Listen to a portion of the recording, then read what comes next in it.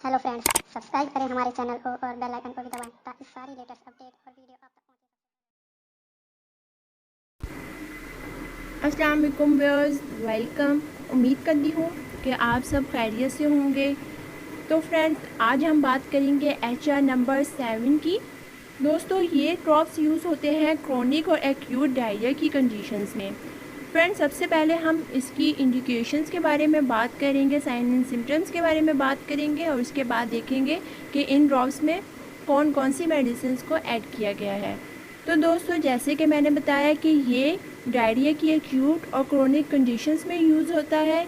इसके अलावा अगर हमें डायरिया के साथ साथ बवासीर का मसला हो गया हो, अक्सर लोगों को जैसे खूनी बवासीर हो जाती है, तो ये ड्रॉप्स उसमें भी बहुत इफ़ेक्टिव है। इसके अलावा अगर आपको बर्निंग सेंसेशन फ़ील होती हो एनस पर, उसमें भी ये बहुत इफ़ेक्टिव है।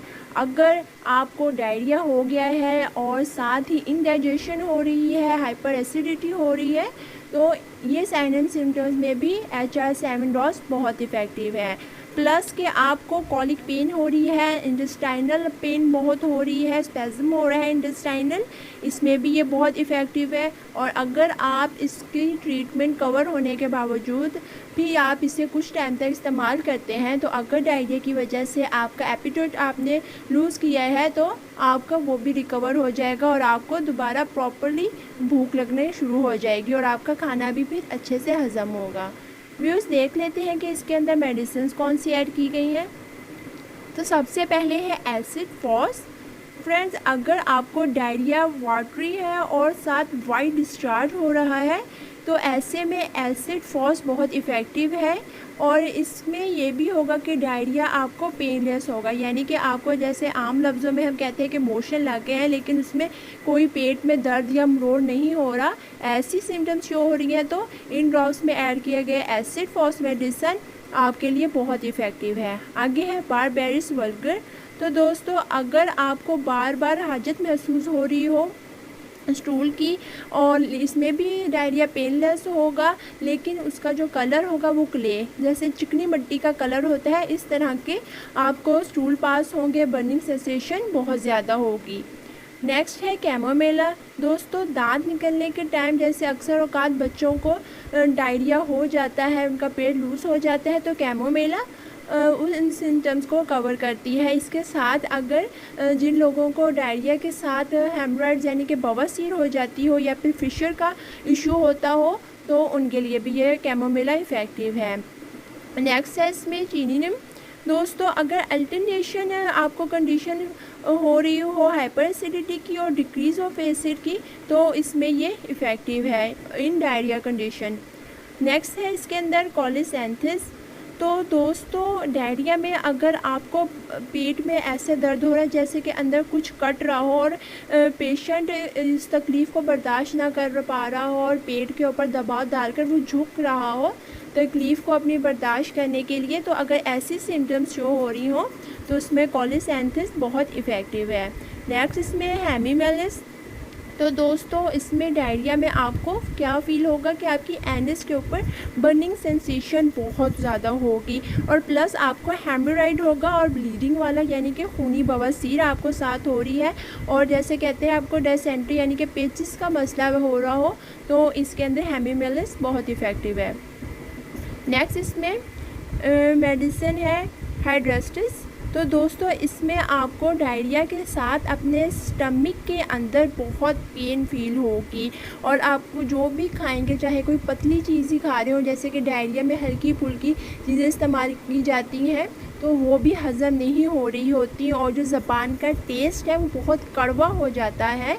तो ऐसी कंडीशन में डायरिया के लिए हाइड्रेस्टिस इफ़ेक्टिव है। नेक्स्ट है मर्कोर।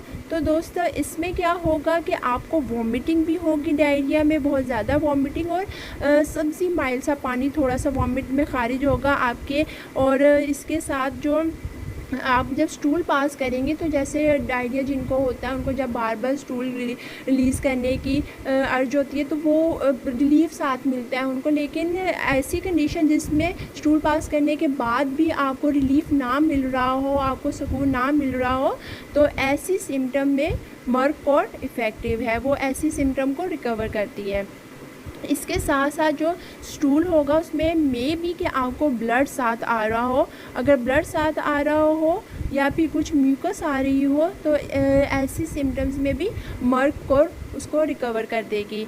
मेलिफोलियम है, अगर आपको बाउल्स की वजह से हेमोरॉइड हो रहे हो, दोस्तों अक्सर ऐसा होता है कि हमें हाइपर एसिडिटी बहुत ज़्यादा हो जाती है, तो उसमें हमारे बाउल के रिलीज़ होने की वजह से वो एसिडिटी जो होती है वो बवासीर का सबब बन जाती है। तो ऐसी कंडीशन में मेलिफोलियम बहुत इफ़ेक्टिव है। और प्लस के जो बवासीर हो रही हो बाउल्स की वजह से वो ब्लडी हो, यानी खून आता हो उनसे, खूनी बवासीर हो। और इसमें कुछ सूरतों में अगर हमारी ज़्यादा सीवियर हो जाए कंडीशन तो उसमें मे भी कि हमारे ब्लड हमारे यूरिन के साथ भी आता है। तो अगर आपको ये कंडीशंस हो रही हैं कि बाउल्स की वजह से जब हाइपर एसिडिटी हो रही हो और तब बाउल्स की वजह से आपको बवासीर हो रही हो और अगर कुछ ट्रीटमेंट करने के बावजूद ये ट्रीटमेंट ना की हो और साथ यूरिन में भी ब्लड आने लग जाए तो इन साइन एंड सिम्टम्स में मेलिफोलियम बहुत इफ़ेक्टिव है। लास्ट इसमें जो मेडिसिन है वो है वेट्रम एल्बम।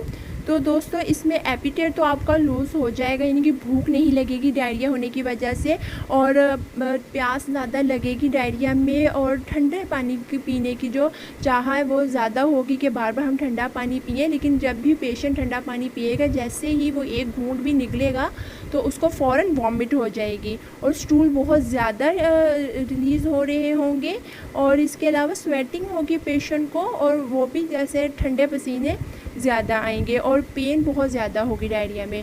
तो दोस्तों ये तमाम मेडिसिन थी जो HR7 ड्रॉप्स से मिलाई गई हैं, और किस किस सिम्टम्स में ये मेडिसिन जो ऐड की गई हैं वो इफ़ेक्टिव, वो सब मैंने आपको बताया। तो तमाम ही मेडिसिन डायरिया और हेमोरॉइड्स के रिलेटेड यानी इंटेस्टाइनल इश्यूज से रिलेटेड तमाम ही मेडिसिन बहुत इफ़ेक्टिव इसमें ऐड की गई हैं। तो दोस्तों अब डोज की बात कर लेते हैं। तो आपने लेने हैं इसके 15 to 20 drops with fresh water. अगर आपकी कंडीशन बहुत सीवियर है तो आप इसे हर 1 घंटे के बाद रिपीट कर सकते हैं, उस वक्त तक कि जब तक आपकी कंडीशन नॉर्मल ना हो जाए। और जब आपकी कंडीशन नॉर्मल हो जाए तो फिर आप इसे दिन में सिर्फ 3 दफ़ा इस्तेमाल करेंगे, और उस वक्त तक इस्तेमाल करेंगे जब तक आप कम्प्लीटली रिकवर नहीं कर जाए। Thank you.